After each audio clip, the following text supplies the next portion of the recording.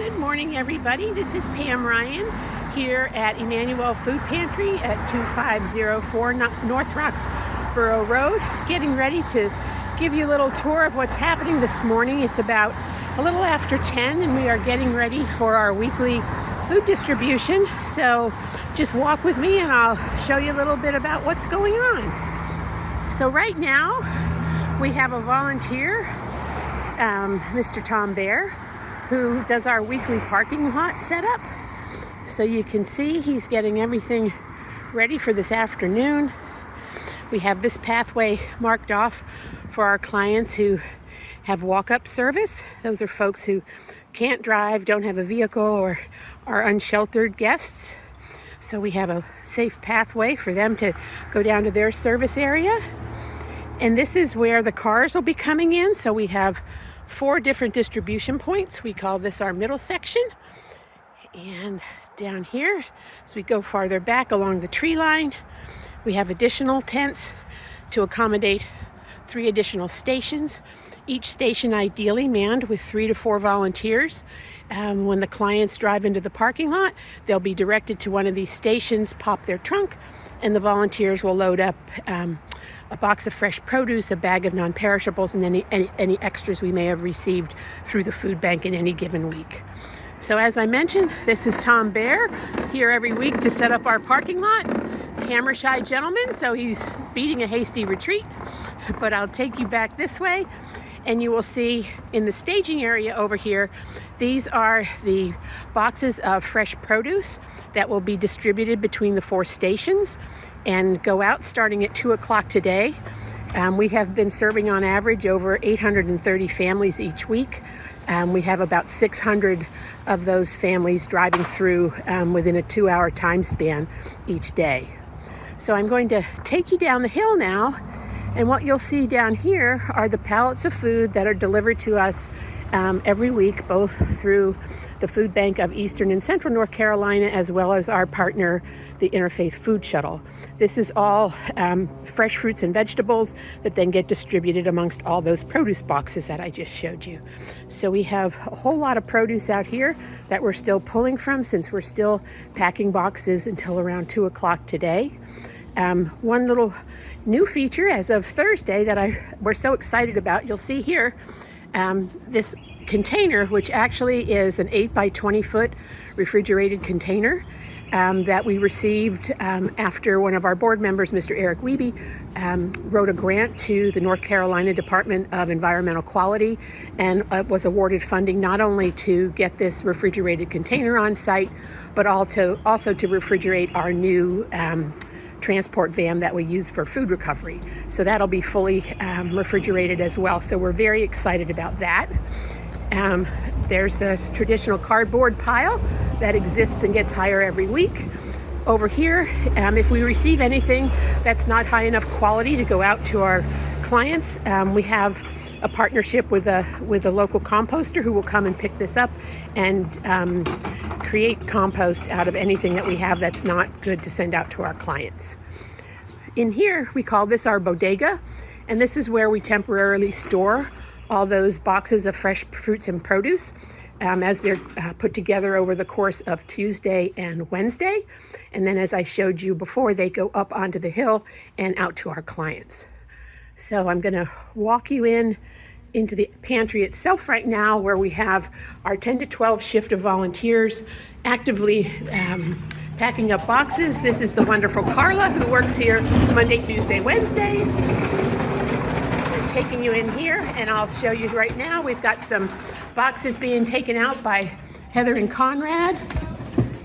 And let me just take a little picture. You can see here the quality and the amount of produce that's going out to our clients. We pride ourselves on this. So this will all be going out today. So let me stop impeding progress. Thank you. And, of course. And now in through our kitchen, which will get us into our packing area. So here you can see, this is our 10 to 12 shift on Tuesday. They are finishing up the first set of boxes. We can put together about 92 boxes across these 2 tables. per 2-hour shift. So once they are full of everything we have taken in, and you can see there's a lovely array of fruits and vegetables. We've got grapefruits and bananas, sweet potatoes, carrots, all sorts of things that come in. If we don't get enough, we use our financial resources to purchase enough to really make it a plentiful box and shoot for 5 servings of each kind of fruit or vegetable that we put in the box to make sure that it's a meaningful amount. So that's what's going on here. Once they're packed, they're loaded up and out they go, ready for distribution. Here we go. And we've got Heather down here putting bananas in the boxes. And so that's what's going on in this section. You can see over here we've got a series of 4 refrigerators. The 2 at the end hold both desserts and perishables.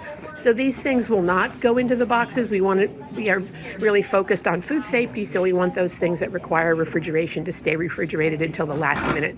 So these will go up to the hill to the distribution stations once distribution starts, and we'll have them all packed in coolers and ice, so everything is held at the proper temperature.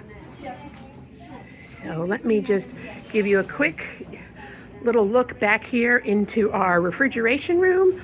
You'll see all these bags piled up over here. We try and recycle those.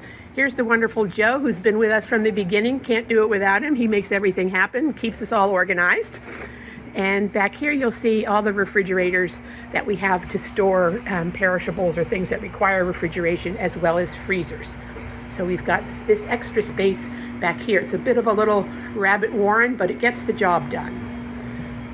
So the one thing I do want to show you, because this is really important, this is where Triangle Grace has been such a huge, huge blessing to us. Along with each of those produce boxes, families also get a bag of non-perishables, and that is the one thing we are so short on each and every week.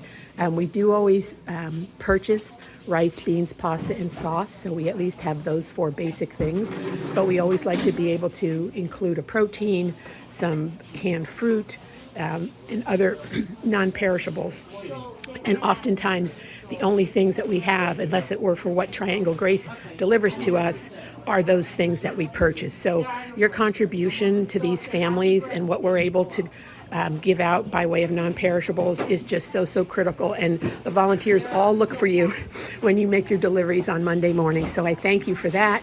One quick thing I want to show you from an organizational standpoint, this is our produce board. So on the left you can see product. That's a list of all the things that we took in this week. We try and give a good number of pounds, so it is the equivalent of 5 servings. So like I say, it's meaningful. So we show volunteers how many would go in to equal the appropriate weight. And then we also have a little visual here to show what it looks like. So if you come across some giant beets, you don't necessarily need to do 12, but you have a little visual guide here to let you know what that quantity would look like. So volunteers can sign up for whatever product they're interested in putting into the boxes, check it off when they're done, and move along to the next. So the last thing I want to show you is our storeroom where we keep all of our non-perishables. And as I just mentioned, we're always short, and look forward to seeing your delivery drivers every week. And I will give you a little visual of what I mean, and you can really get a sense of how desperately we need the non-perishables and the support that your church has been providing from day one. Couldn't do it without you, that's for sure. So this is our non-perishable room. And as I mentioned, we do always purchase 4 staples, so we always have that. These are our pinto beans. These beans were all purchased, as you can see. The beans in the crates are beans that were put together at our rice and beans event, where we have groups come on site and bag up rice and beans, break down those 50-pound bags into more manageable sizes. So this is a result of that effort.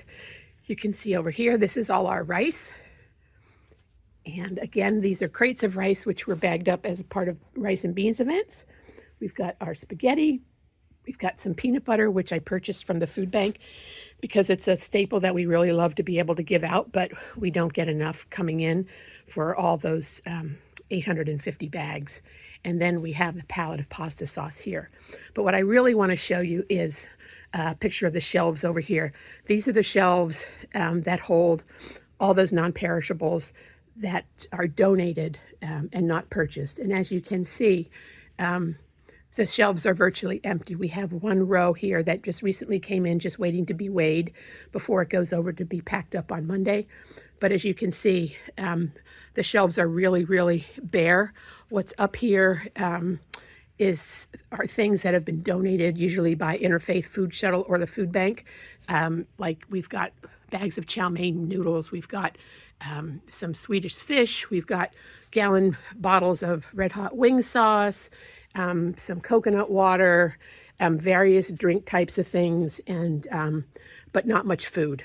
So again, in closing, I know I've rambled on a bit, but I can't thank Triangle Grace Church enough for all you've done for us from the very beginning. You've sustained us. You supported Margaret and Miguel as they grew this organization from a tiny, tiny little seedling into what it is today. And again, couldn't do it without you. And again, look forward to seeing you on the 19th of April. Have a wonderful week.